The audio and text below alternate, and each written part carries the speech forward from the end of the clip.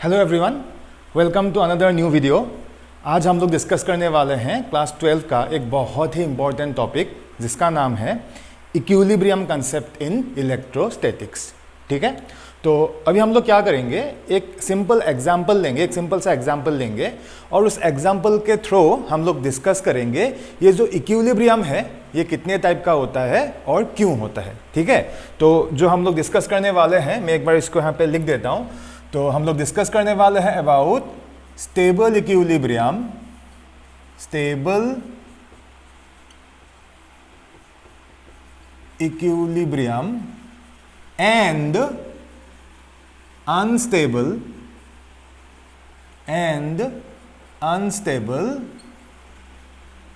Equilibrium.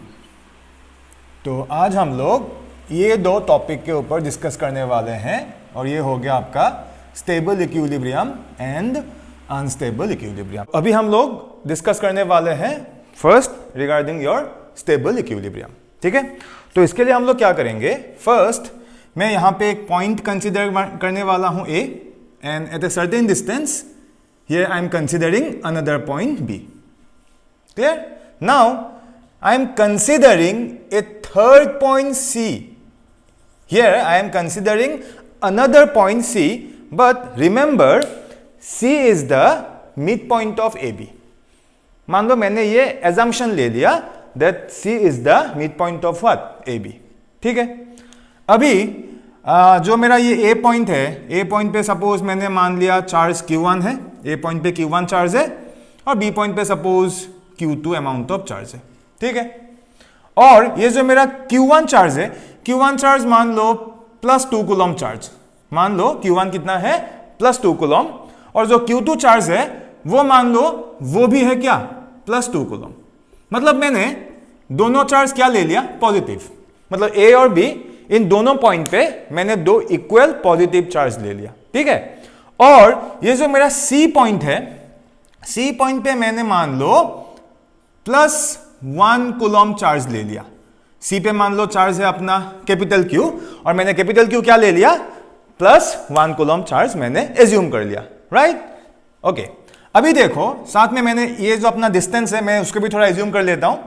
ये जो अपना AB डिस्टेंस है, मान लो AB distance is suppose 10 metre, so that अभी C is the mid point of AB, so that means आपका AC equals to CB equals to क्या हो गया, 5 मीटर।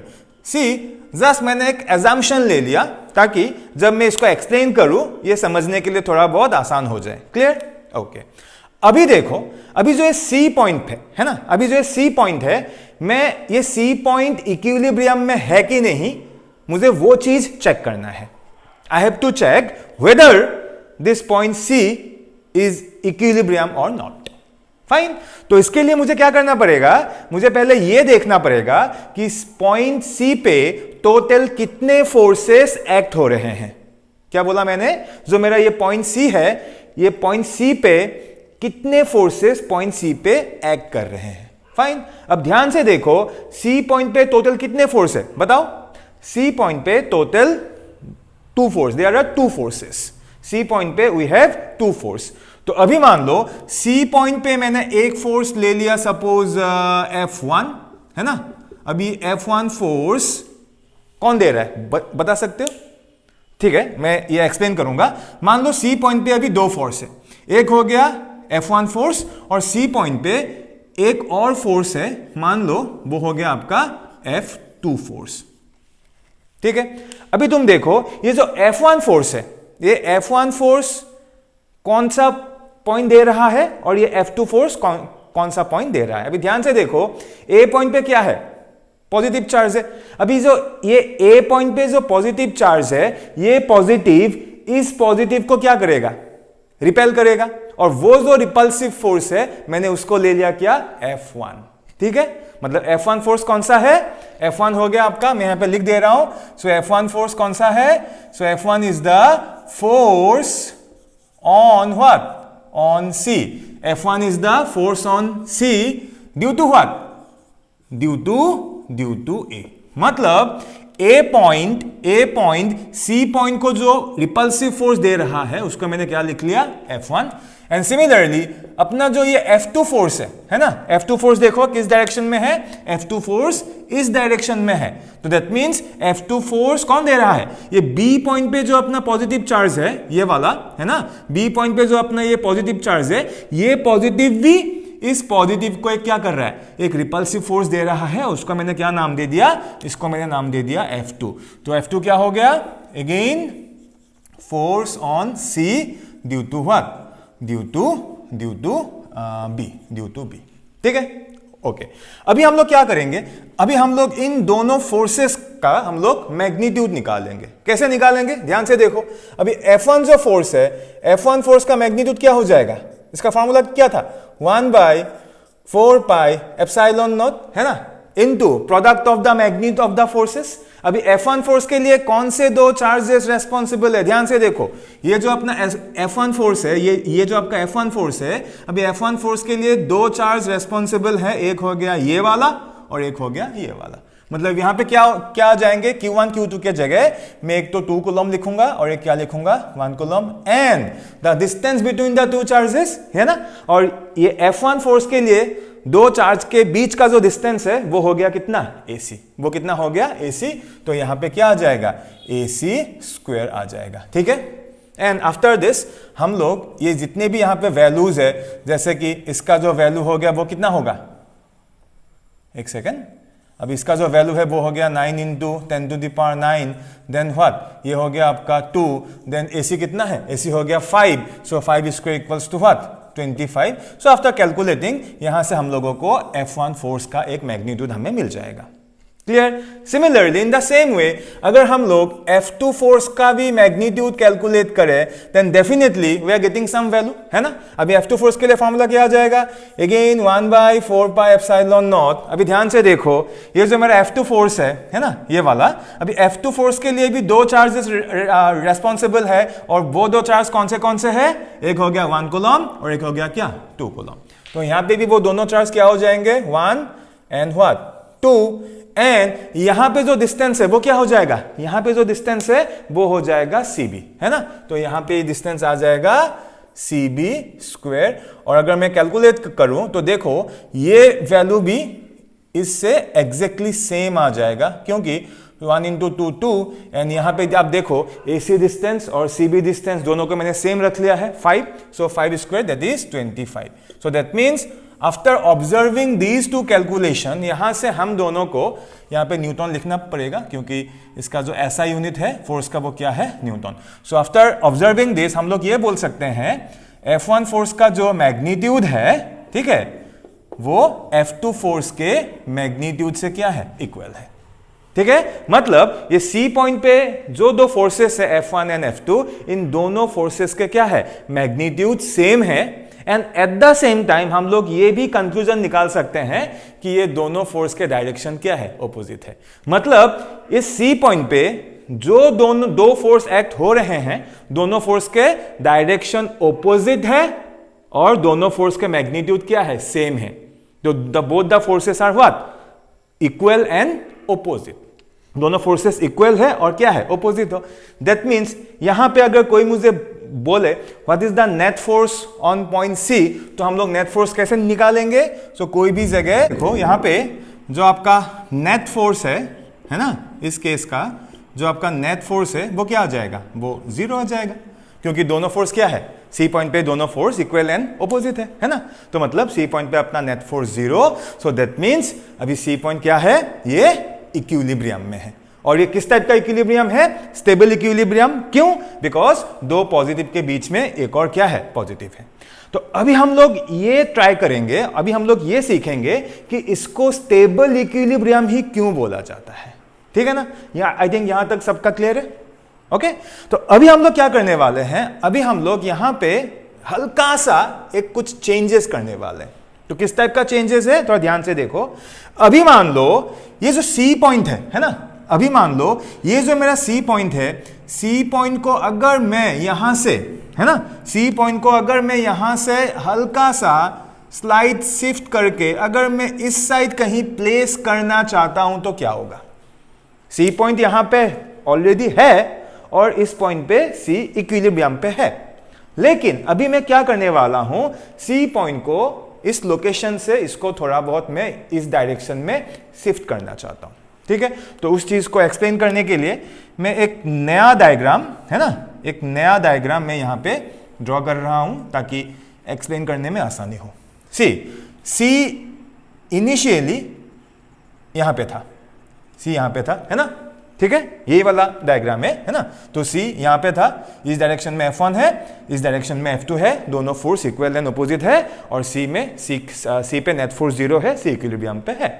लेकिन अगर मैं अभी सी को फ्रॉम दिस पॉइंट से अगर यहां से मैं शिफ्ट करके, मान लो मैंने सी पॉइंट यहां पे मूव कर दिया, सी पॉइंट को मैंने शिफ्ट करके from here to here, I am shifting point C from here to here, ठीक है। अभी देखो, अभी जब सी इस पॉइंट पे आएगा तभी भी सी पॉइंट पे सेम दो फोर्सेस एक्ट होंगे, है ना, लाइक द प्रीवियस केस। सो इस डायरेक्शन में F1 होगा एंड इस डायरेक्शन में क्या, F2 होगा।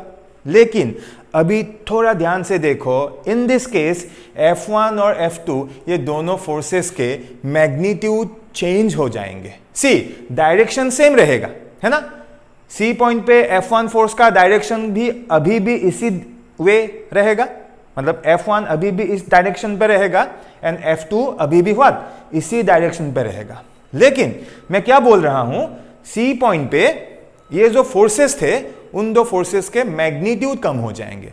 अभी ध्यान से देखो ये मैग्नीट्यूड क्यों और कैसे कम हो रहा है। फाइन, अभी हम लोग जब ये फॉर्मूला डिस्कस किए थे वहां से हम एक कंक्लूजन निकाल सकते हैं after getting this two formulas कि ये कंडीशन भी है जो आपका इलेक्ट्रोस्टैटिक फोर्स है that is proportionals to 1 by what, R square. और आर क्या है, आर हो गया दो चार्जेस के बीच का वो डिस्टेंस, है ना। अब देखो अभी यहां पे क्या हो गया, from this to this initially जो AC डिस्टेंस था, AC डिस्टेंस कितना था 5, है ना, AC डिस्टेंस इनिशियली कितना था 5। अभी अगर मैं C पॉइंट को यहां से ले जाके अगर मैं यहां शिफ्ट करता हूं तो AC जो डिस्टेंस था as compare to the previous one, अभी AC इंक्रीज हुआ या डिक्रीज हुआ, ध्यान से देखो। अभी क्या हो गया, अभी जो आपका AC है, सो अभी AC डिस्टेंस पहले से इंक्रीज हो गया। यस मान लो अगर पहले AC था कितना 5 सेंटीमीटर, अभी जो नया AC है वो 5 से इंक्रीज हो गया, मे बी 6 सेंटीमीटर हो गया या 7 सेंटीमीटर हो गया, लेकिन वो 5 से क्या हो गया, इंक्रीज हो गया। अभी अगर AC इंक्रीज हो जाता है, यहां पे देखो, अगर अभी AC इंक्रीज हो जाता है तो इन दैट केस क्या होगा, जो आपका F1 फोर्स का मैग्नीट्यूड था वो पहले से डिक्रीज हो जाएगा। Since AC the value of AC is increasing, तो क्या हो जाएगा, जो आपका F1 फोर्स था इस फोर्स का मैग्नीट्यूड पहले से क्या हो जाएगा, कम हो जाएगा। अगर कोई फोर्स का मैग्नीट्यूड कम हो जाता है, अगर उसको मैं वेक्टोरिकली उसको एक्सप्लेन करूं, तब मुझे क्या करना पड़ेगा, पहले मैंने F1 का जो लेंथ यहां पे ड्रॉ किया था, अब मैं उसको थोड़ा शॉर्ट करके उस वेक्टर को मैं ड्रॉ करूंगा। सी अभी इस केस में क्या हो गया, F1 का magnitude as compare to the previous one, अभी इसका मैग्नीट्यूड कम हो गया। So in that and that for reason हमने F1 को थोड़ा शॉर्ट इसको मैंने ड्रॉ किया, ठीक है। अभी यहां पे क्या हो गया, C जब इस लोकेशन पे गया, दैट मीन्स AC अगर इंक्रीज हो रहा है तो ध्यान से देखो, अभी BC जो डिस्टेंस था वो भी as compare to its previous value, अब BC क्या हो गया, BC अभी डिक्रीज हो गया, क्योंकि टोटल लेंथ कितना था 10, है ना। फर्स्ट केस में ये टोटल लेंथ था कितना 10, सो टोटल 10 है, मतलब AC हो गया 5 एंड CB हो गया 5। अभी C हल्का सा शिफ्ट हो गया, मतलब अगर अभी AC 7 हो गया, अगर अभी AC डिस्टेंस कितना 7 मीटर हो गया, तो डेफिनेटली BC क्या हो जाएगा, 3 हो जाएगा ना। यस मतलब AC इंक्रीज हो रहा है, दैट मीन्स BC क्या होगा, as compare to previous value BC अभी कम हो जाएगा, डिक्रीज हो जाएगा, ठीक है। अभी क्या हो रहा है इस केस में, ये जो BC या CB हम लोग कुछ भी बोल सकते हैं, ये BC या CB का वैल्यू पहले के केस में कितना था 5 था, लेकिन अभी वो 5 से कम हो गया है ना, अभी ये BC या CB पहले से डिक्रीज हो गया।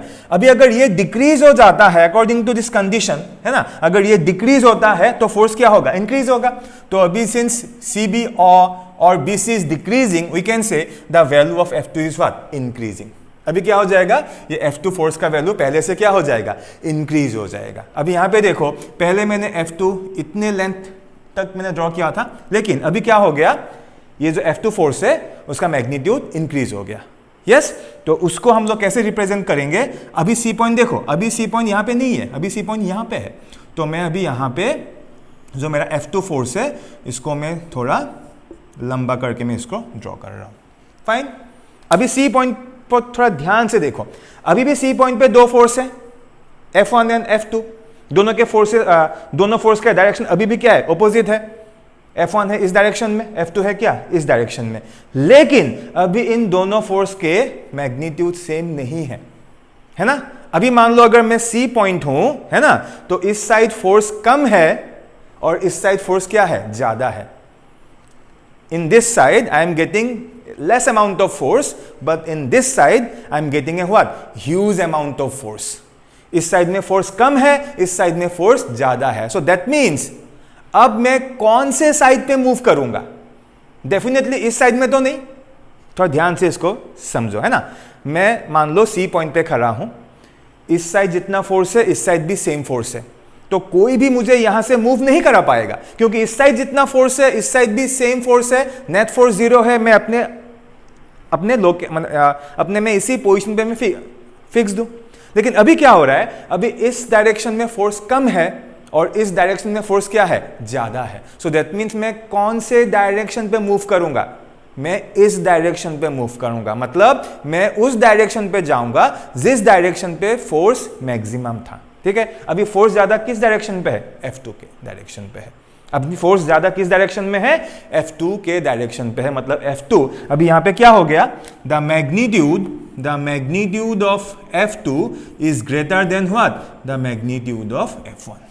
अब इससे क्या हो रहा है, देखो इससे क्या हो रहा है, देखो जब पॉइंट यहां पे था ये इक्विलिब्रियम में था, है ना।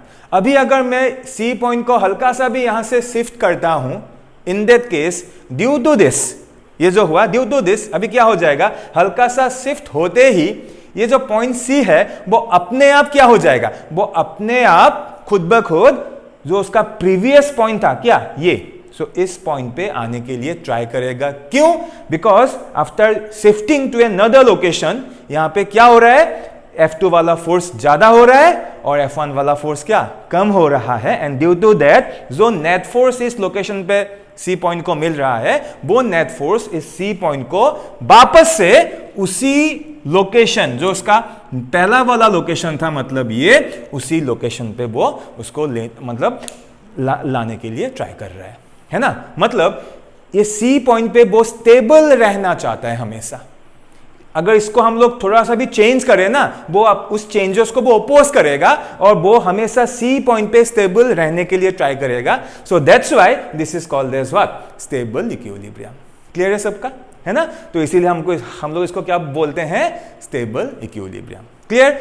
अभी हम लोग देखेंगे, ये तो हो गया आपका स्टेबल इक्विलिब्रियम। अभी हम लोग डिस्कस करने वाले हैं आपका अनस्टेबल इक्विलिब्रियम। अभी हम लोग स्टडी करेंगे कि अनस्टेबल इक्विलिब्रियम में क्या होगा। ठीक है, अभी पहले तो मुझे जानना होगा उसका क्या कंडीशन। अभी इसको थोड़ा बहुत मैं पहले इसको थोड़ा हटा देता हूं, जो भी मैंने यहाँ पे चेंजेस किया था। यहाँ पे जो C पॉइंट है वो एज यूजुअल जैसा है उसको वैसे रहने दो, देखते हैं यहाँ पे क्या क्या चेंजेस होता है। ठीक है, अभी इसको भी मैं थोड़ा हटा देता हूँ। फाइन, अभी देखो जो अनस्टेबल इक्विलिब्रियम का जो कंडीशन है वो ये है, दो पॉजिटिव के बीच में क्या होगा, एक निगेटिव चार्ज अगर रहे तो उसको हम लोग क्या बोलेंगे, unstable equilibrium. I repeat, unstable equilibrium means दो पॉजिटिव चार्ज के बीच में क्या रहेगा, एक नेगेटिव चार्ज रहेगा। ठीक है, अब पूरे का पूरा डायग्राम वैसा ही रहने दो, बस मैंने एक माइनर चेंज कर दिया। क्या कर दिया, जो मेरा यहाँ पे Q चार्ज था, अभी Q को मैंने क्या ले लिया, -1 कूलम। मतलब मैंने बीच में जो मेरा C पॉइंट है, C पॉइंट पे मैंने एक निगेटिव चार्ज ले लिया। ठीक, अब ये निगेटिव चार्ज लेते ही इस पे क्या क्या चेंजेस होंगे, ध्यान से एक बार इसको देखो। देखो जब तीनों चार्जेस पॉजिटिव थे वहां पे जितने भी फोर्सेस थे सारे क्या थे, रिपल्सिव थे।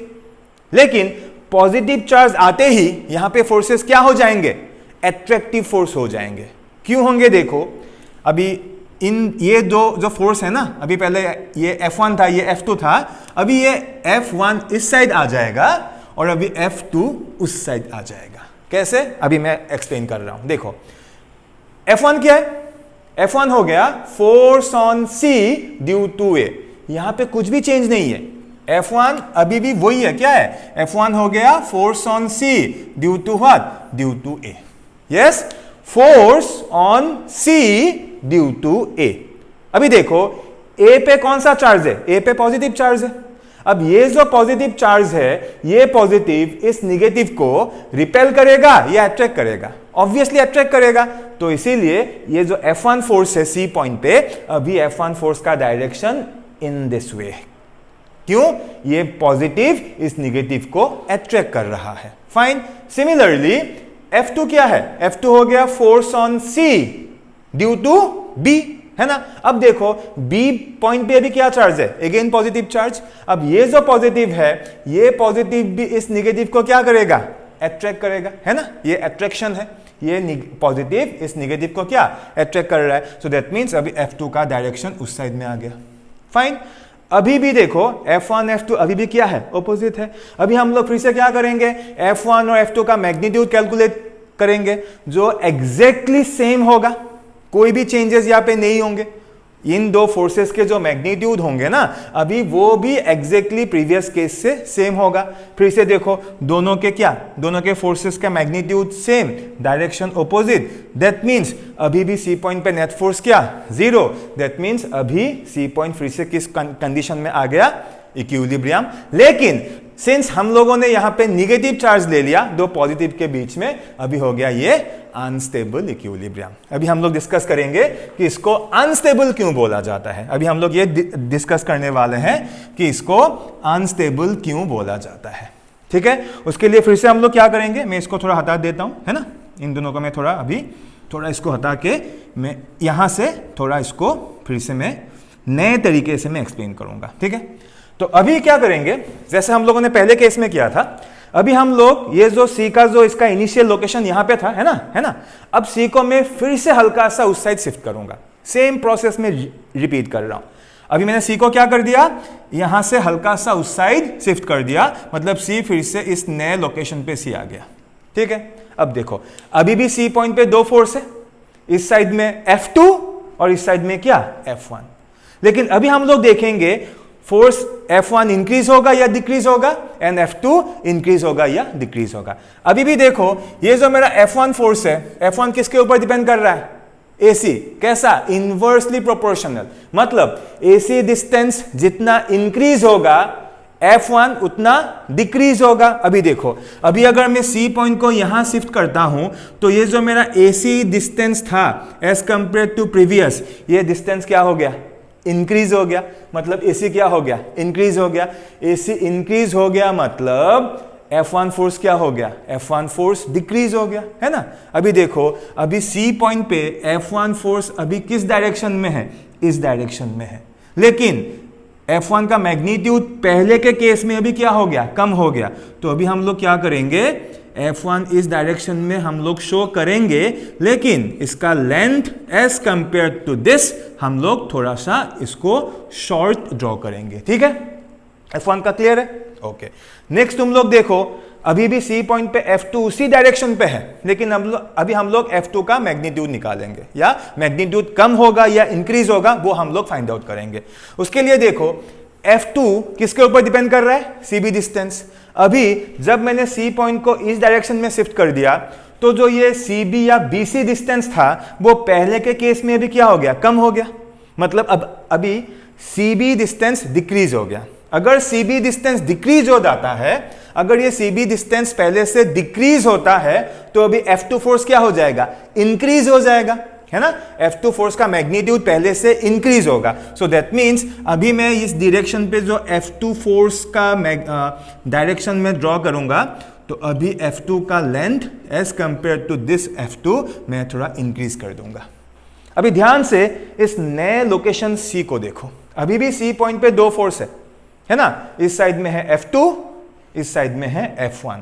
लेकिन अभी क्या हो रहा है, मान लो अभी मैं C पॉइंट हूं, है ना, इस डायरेक्शन में है F2 फोर्स, इस डायरेक्शन में है F1 फोर्स। लेकिन अभी क्या हो रहा है, F2 फोर्स का मैग्नीट्यूड ज्यादा है और F1 फोर्स का मैग्नीट्यूड क्या है, कम है। मतलब इस डायरेक्शन में I am getting huge amount of force, है ना, and in this direction I am getting a small amount of force. So that means मैं अभी कौन से डायरेक्शन पे मूव करूंगा, डेफिनेटली इन दिस डायरेक्शन।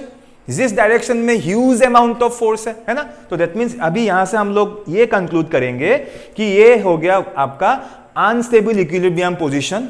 और क्यों इसको अनस्टेबल बोलते हैं कि इस पोजीशन से अगर ये यहां से ये जो चार्ज यहां पे था, अगर इस पोजीशन से हल्का सा भी शिफ्ट इस डायरेक्शन में होता है, तब क्या हो जाएगा, ये पॉइंट फिर से अपनी जगह आने के लिए ट्राई करेगा ही नहीं।